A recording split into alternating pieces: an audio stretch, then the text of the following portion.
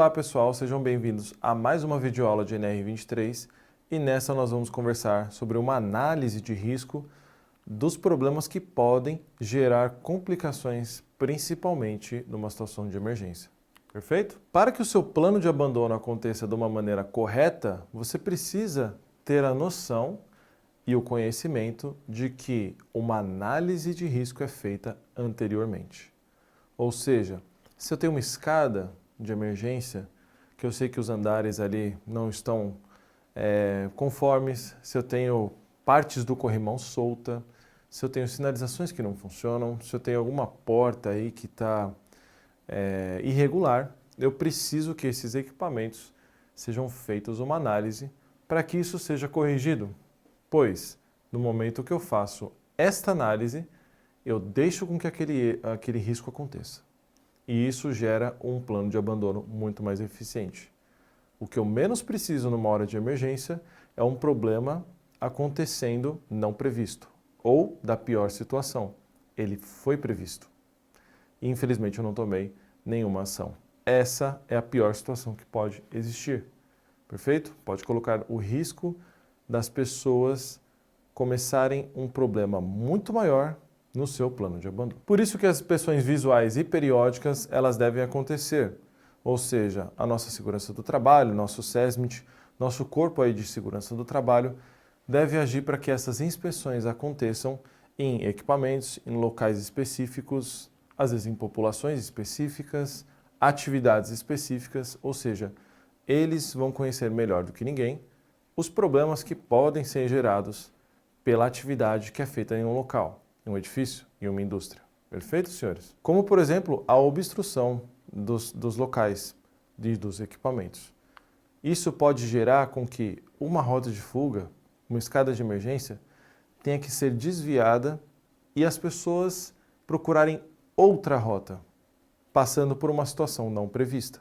A partir desse momento, eu começo a iniciar um problema muito grande, pois isso não está no meu plano de abandono. E eu vou começar a improvisar. E aí as pessoas têm ideias separadas do que elas querem fazer. Muitas pessoas vão para um lugar, outras pessoas vão para outro, quando elas poderiam simplesmente seguir na mesma escada de emergência. Porém, aquela escada, aquela porta corta-fogo, encontra-se trancada por N fatores da administração do edifício. Isso vai causar um problema não previsto. Obstrução, pessoal, é um problema muito sério, justamente por esse improvisar das pessoas que não vai conseguir ser previsto de forma nenhuma. Perfeito? Quedas são fatores que levam, além de problemas sérios para os ocupantes, para as pessoas que vão abandonar, ainda leva o seu plano de abandono a um risco do tumulto, do pânico.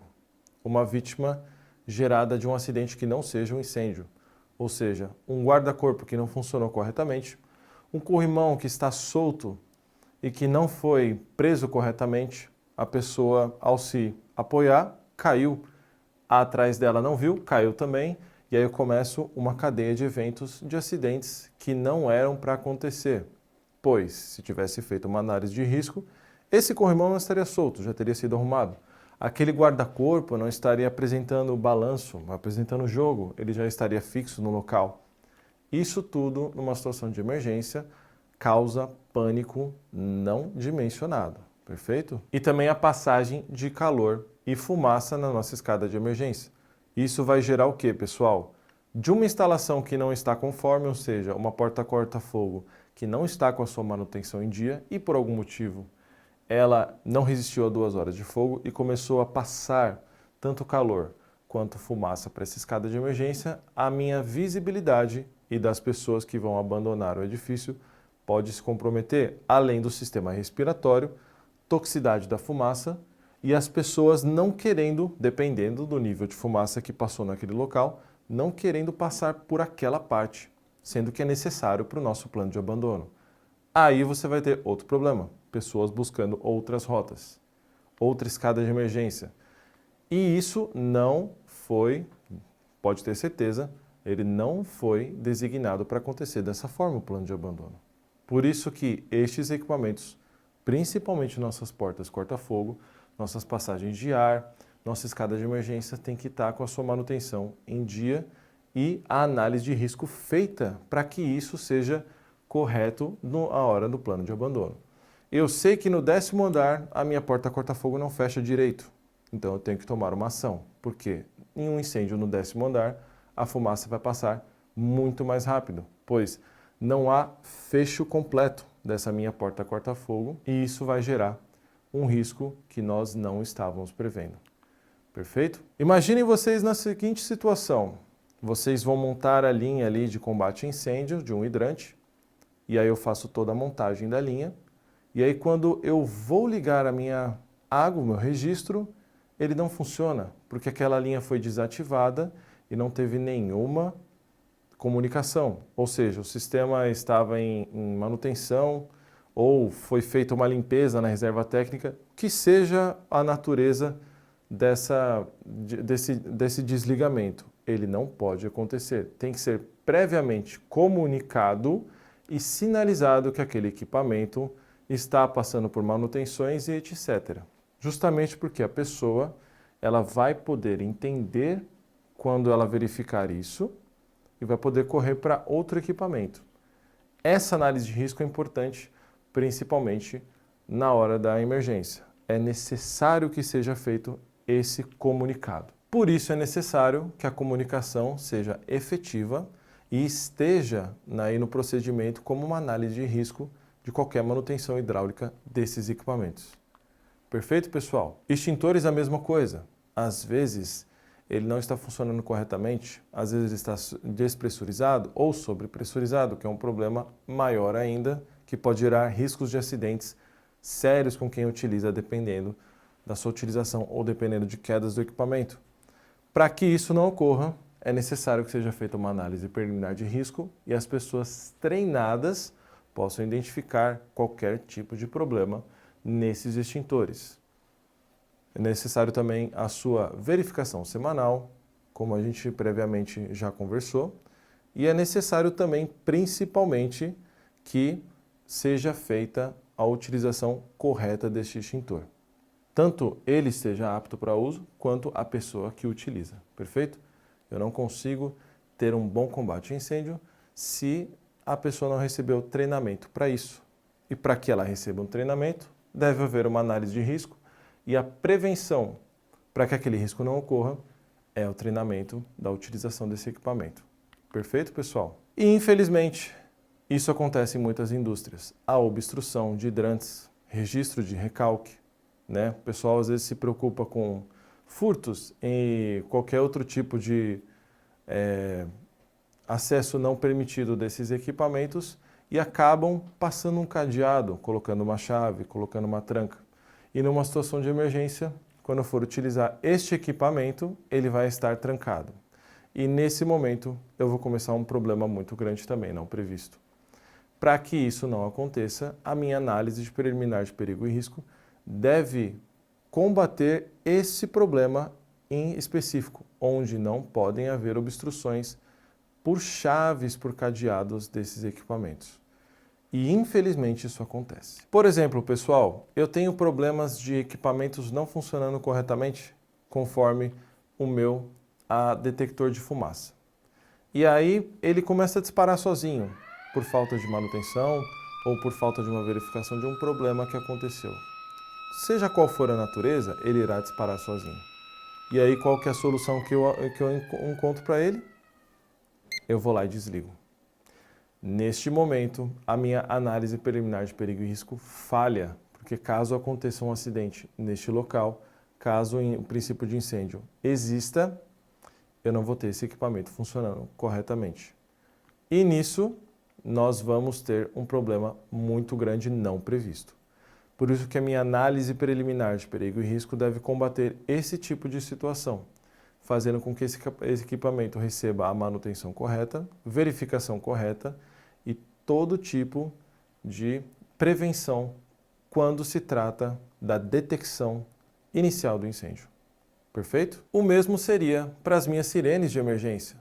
Se elas não estarem funcionando e o meu alarme for acionado, eu não vou ter a informação de todo aquele andar ou de todo aquele setor que está acontecendo o incêndio.